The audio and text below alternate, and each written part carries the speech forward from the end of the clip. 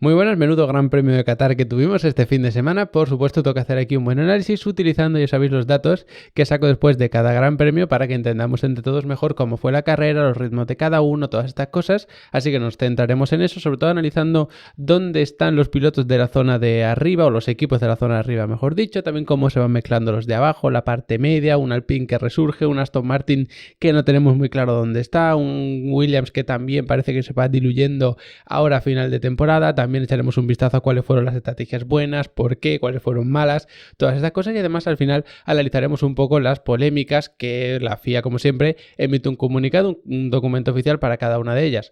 El tema del drive-thru más 10 segundos, bueno, realmente es un stop and go más 10 segundos de sanción a Norris, el drive-thru a Hamilton, todas estas cosas. Y como siempre, antes de empezar, recordaros que en Level Up Academy tenéis muchísimos cursos de automovilismo. Hoy, lunes 2 de diciembre, es el último día para aprovechar la promoción de Black Friday. Bueno, sería como Cyber Monday, algo así, pero vamos, que tenéis 5 meses por 10 euros al mes. De verdad, aprovecharlo porque es que tenéis ahí infinidad de cursos. O sea, vais a terminar los 5 meses y todavía vais a tener más contenido que ver. Así que poneos las pilas si queréis aprovechar y formaros en automovilismo, tanto real como virtual, de pilotaje, de dinámica, de aerodinámica, de estrategia, de carrera, de Fórmula 1, de mecánica, de lo que se os ocurra. De verdad, echar un buen vistazo, que tenéis más de 50 cursos, más de 30 masterclasses, los setups para Sim Racing, el soporte para las dudas, las descargas, el certificado, bueno, los 3 certificados que hay actualmente y que planeo ir sacando en las próximas semanas más. Así que aprovechar esta promoción, que os, como digo, hoy, lunes 2 de diciembre, es el último día para poder aprovecharla.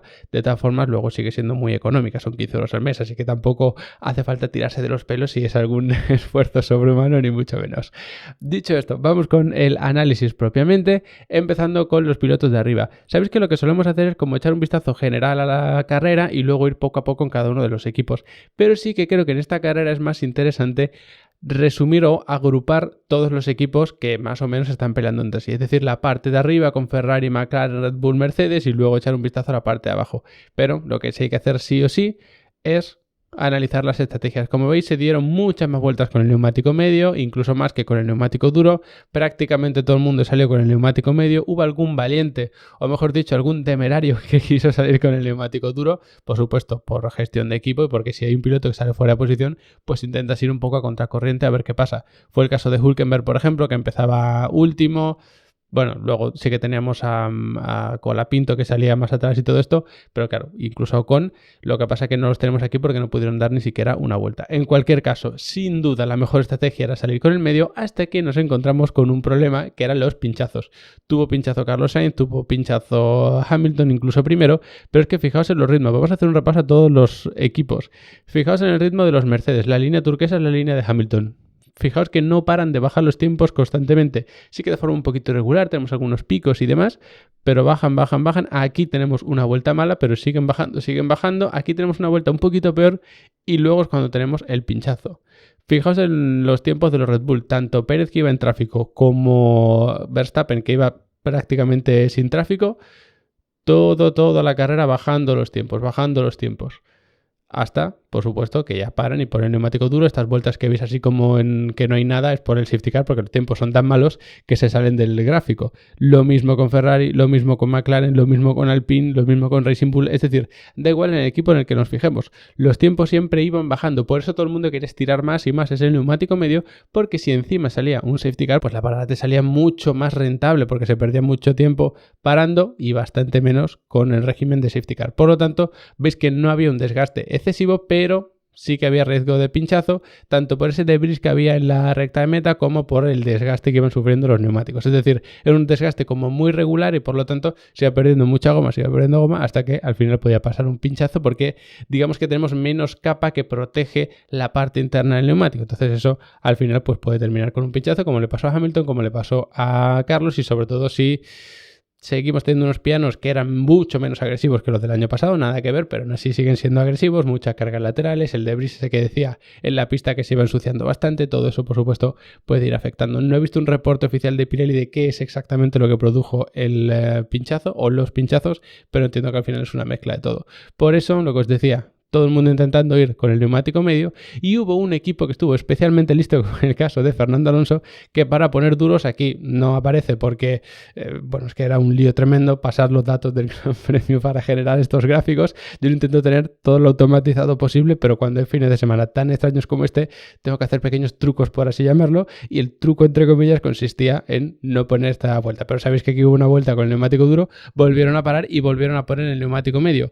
Algo que, sorprendentemente, no hicieron los hombres de Mercedes, que pusieron el neumático duro con Russell al principio. Bottas paró en la vuelta siguiente y todo el mundo se iba fijando en los tiempos de estos dos.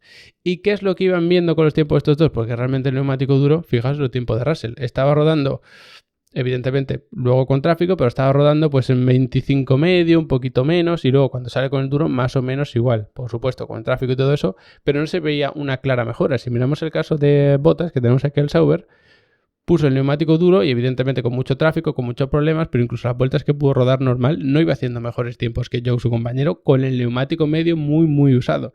Por lo tanto ya iban viendo que ese neumático duro no era el bueno en absoluto. Intentaron alargarlo, pero lo que a mí me sorprende es que en esta vuelta los hombres de Mercedes no decidiesen poner otra vez el neumático medio, porque tenían otro juego de medios, aunque usado, y claro, si has podido dar todas estas vueltas más de 30 con el neumático medio, que es lo que hizo la mayoría, seguro que te da para terminar la carrera con el neumático medio. Pensad que estamos en la vuelta 34, 35.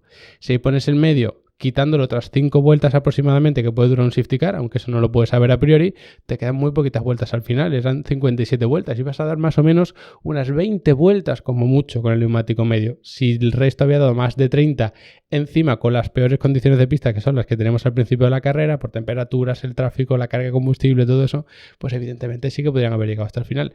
Decisión extraña, no he leído ni escuchado ninguna declaración oficial de Mercedes tampoco explicando esa estrategia, pero sí que parece que lo lógico era por el neumático medio, como sí que hizo Alonso, por ejemplo, que hizo una parada y luego volvió a parar otra vez sin perder demasiadas posiciones para poner el neumático medio. Fijaos que Alonso venía por aquí, sí que perdió bastantes posiciones al principio, pero luego fue recuperando y luego llegó un punto que con todo este lío del safety car sí que pudo ir recuperando posiciones, y al final se ha ido con una 7ª posición que fue espectacular. Así que ahí tenéis un poco el resumen de las estrategias, el porqué de las cosas, y espero que os haya quedado lo suficientemente claro.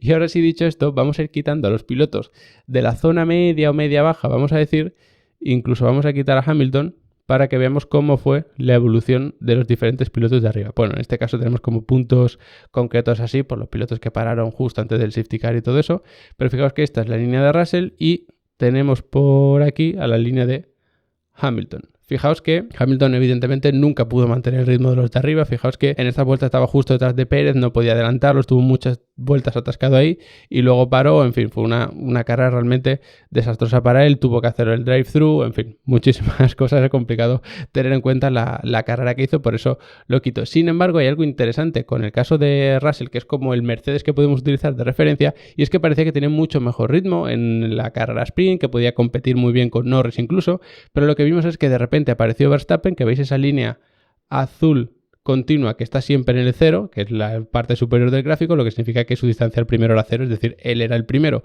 Justo detrás tenía a Norris, pero la línea verdosa de Russell, que es discontinua, veis cómo se va alejando y arrastra con él pues a Piastri, incluso un poquito a los Ferrari y demás. Cuando entra Russell, Piastri sí que cambia un poquito, mantiene su distancia, que en estas vueltas iba alejando poco a poco de los de arriba, aquí mantiene su distancia, o sea que el ritmo de Piastri no era del todo malo, pero tenía muchas dificultades para adelantar a Russell.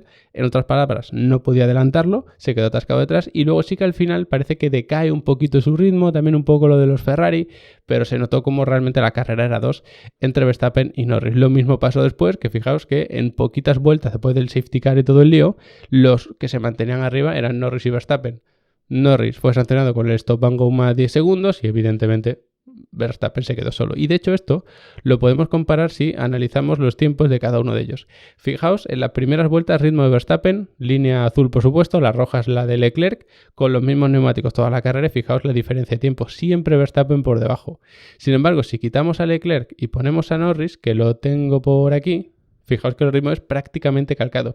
Incluso un poquito mejor el ritmo de Norris, que en estas vueltas ya no podemos comparar porque tuvo que adelantar mucho y todo eso, pero si nos fijamos en esto, sabiendo que Norris estaba atascado detrás de Verstappen, la sensación que tengo es que Norris tenía un poquito de más ritmo, pero no era suficiente como para pasar a Verstappen, ni mucho menos. Y si nos fijamos en el ritmo del otro coche en discordia que nos queda, por así decirlo, que sería el de Russell, voy a quitar a Norris, fijaos que nada que ver. Russell sí que tiene unas vueltas un poco más libres por aquí y demás, pero está claro que el ritmo no tenía absolutamente nada que ver. Si os fijáis, cuando Russell intenta defenderse de Piastri, está ya bastante lejos de Norris, que es el segundo por detrás de Verstappen. En este caso, si Russell hubiese tenido más ritmo, se hubiese podido quedar más o menos pegado detrás de Norris y demás, pero entre las 18 y la 24 más o menos, si establecemos ese rango, fijaos que la diferencia con Verstappen y Norris, que el ritmo era prácticamente igual, es abismal. Le está sacando en 24-8 casi 9 Verstappen, 25-7 Russell, le estaba sacando casi un segundo, 8 décimas, 7 décimas por vuelta en estas últimas 3 vueltas antes de que Russell parase. Y yo creo que ahí es donde se explica realmente que Mercedes decidiese parar a Russell, porque veían que los de cabeza se iban, los que venían por detrás iban más rápidos que él y evidentemente tenían que intentar algo. El caso de Mercedes es curioso porque parece que sigue siendo el equipo que peor conserva los neumáticos en condiciones de desgaste normales o de degradación normales. En Las Vegas tenemos algo muy especial por aquello del graining muy exagerado y todo eso, y cambió la circunstancia. Pero si volvemos a un circuito donde el desgaste es por estrés lateral y todas estas cosas, incluso abrasión un poco del asfalto, vemos que vuelven a tener un poco más de desgaste. Ojo, que los tiempos de Russell no eran malos y no es que tuviese un pico de repente de degradación, sino que el resto de equipos iban bajando mucho los tiempos. Fijaos, si ponemos a Norris, pasa prácticamente lo mismo. Lo podemos comparar un poco más con Leclerc, pero aún así, fijaos, vamos a quitar a Verstappen y a Norris y fijaos la diferencia de tiempos. Russell más rápido al principio, luego prácticamente a la par y luego más rápido Leclerc. Ahí es cuando deciden parar a Russell para evitar una sangría mayor. Problema número 1, que el neumático duro no funcionaba. Problema número 2, que salió un safety car unas vueltas más tarde. Por lo tanto, viendo esto, sinceramente, entiendo menos todavía que pusiesen el neumático duro a Russell justo después de este safety car. Entiendo que lo parasen, pero para poner otra vez el duro no lo terminé de entender. Entiendo esta parada primera, no entiendo la decisión en la segunda parada. Y luego tenemos la parte más baja de la tabla, parte media por ahí, que yo creo que todos nos quedamos bastante asombrados con el caso de Gasly, que fijaos como ni mucho menos tenía el ritmo de los de delante. Podemos poner incluso a Hamilton por aquí. Fijaos que iba incluso más lento que Hamilton, que tenía problemas constantemente, pero sí que se mantuvo ahí. Fijaos que al final termina la carrera quinto, por delante de Carlos Sainz, que era sexto, pero no podemos decir que tuviese el ritmo de Carlos, ni mucho menos, y que es verdad que le mantuvo, pero fijaos cómo Gasly se va separando de los de arriba. Tanto Piastri, que era segundo en este caso, como Verstappen, que era primero, como Russell, que era tercero, se van despegando y va arrastrando con él a Carlos. Evidentemente no tenía ritmo suficiente, pero sí que tiene un ritmo bastante bueno. Y de hecho, vamos a echar un vistazo a este gráfico que lo resume así, ya no me entretengo tanto, lo resumo un poco más. Fijaos que con el neumático medio, Gasly es el más rápido de esa zona media. Está por detrás de Hamilton, de Pérez, de Russell, de Carlos, de Piastri, de Leclerc, de toda esa parte alta. Vemos aquí a Alonso porque Alonso puso el medio 2 veces. Luego lo puso al final y por eso ahí su ritmo es mejor.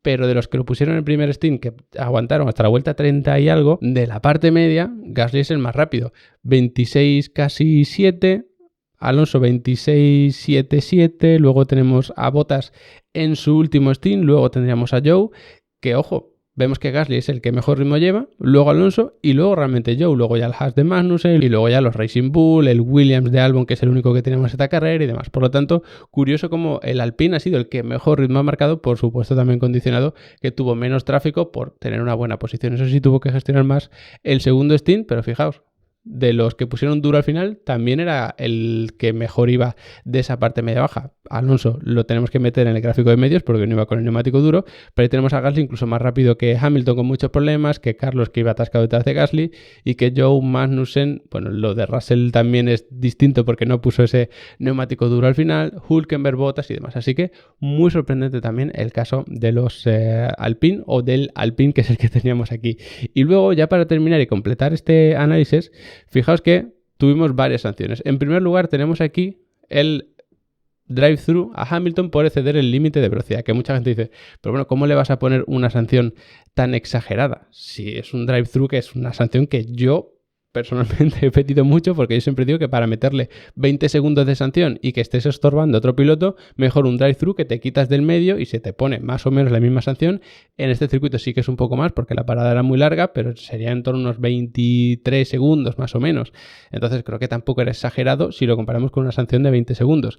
¿Y por qué 20 segundos no es una exageración? Porque fijaos que entra a 92,5 km por hora, es decir, no es que te pases un poquito, sino que vas 12 km y medio por hora más rápido de lo que se permite. Entonces ahí entiendo esa sanción que ponen a Hamilton.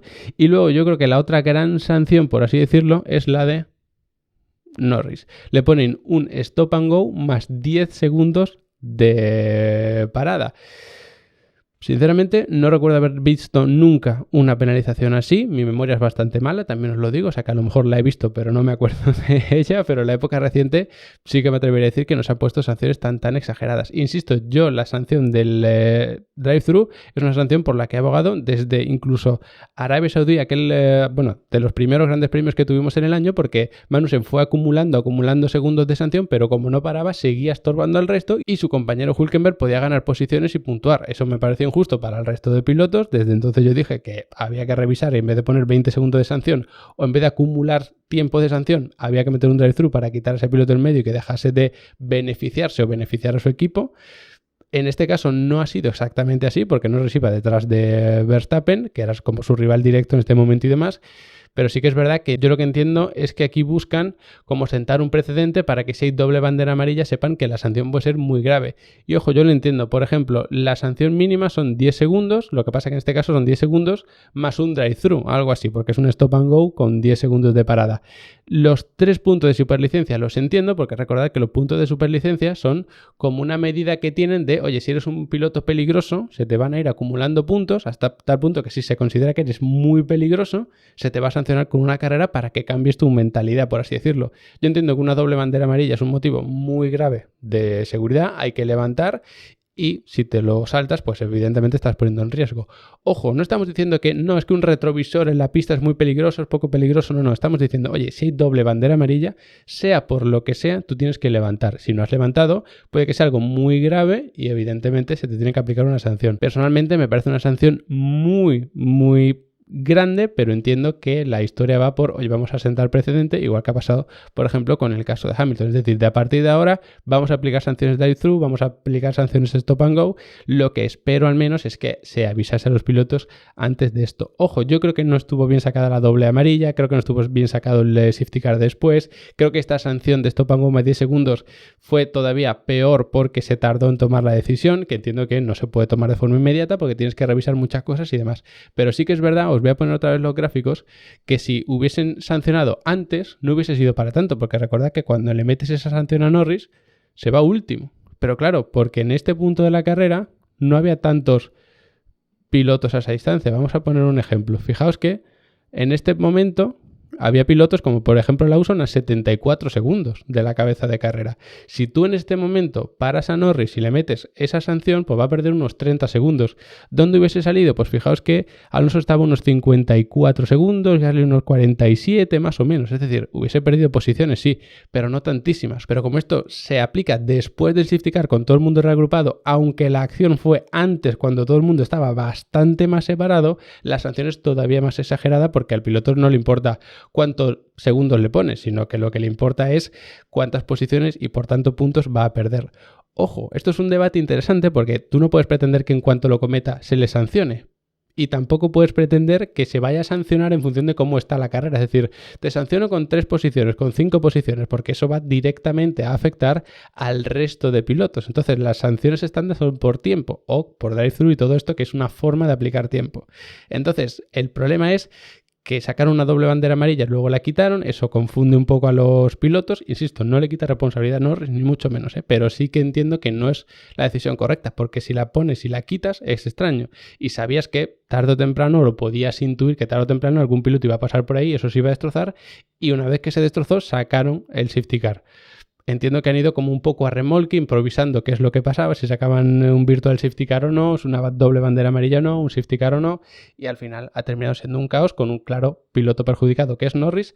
E insisto, creo que la sanción no tiene por qué ser injusta porque no hemos visto la misma maniobra en otra oportunidad y se ha dicho con las mismas normas esto es sancionable y esto no. Así que, ojo, creo que Norris lo hace mal, que se le sancione y se le pone una sanción que va como para concienciar un poco a los pilotos de que cuando se saque esa doble bandera amarilla va a haber que levantar o si no la sanción es muy gorda, pero creo que la FIA también falló por otra parte. No por esa, sino por otra parte, y además espero que esto de que se fuesen a aplicar drive-thru, stop and go y todas estas cosas, pues ya estuviesen los pilotos sobre aviso, que no haya sido de repente que se han encontrado la sorpresa. Y recordad que tampoco nos podemos fiar de lo que nos digan los directores de equipo, porque evidentemente son parte beneficiada o perjudicada de todo esto. Así que habrá que ver en qué queda todo esto, pero espero que al menos hayan entendido un poquito mejor las sanciones y por qué en unas cosas estoy de acuerdo y en otras no. Por supuesto, sabéis que lo podemos debatir tranquilamente en la sección de comentarios. Como siempre, muchas gracias por haberos quedado hasta el final del vídeo. No olvidéis pasaros por Level Up Academy, sobre todo si estáis viendo este vídeo el 2 de diciembre, porque todavía podéis aprovechar esa promoción de Black Friday, que si no, pues son 15 euros al mes, tampoco es precisamente un precio muy caro. Y nos vemos muy prontito analizando el circuito de Abu Dhabi.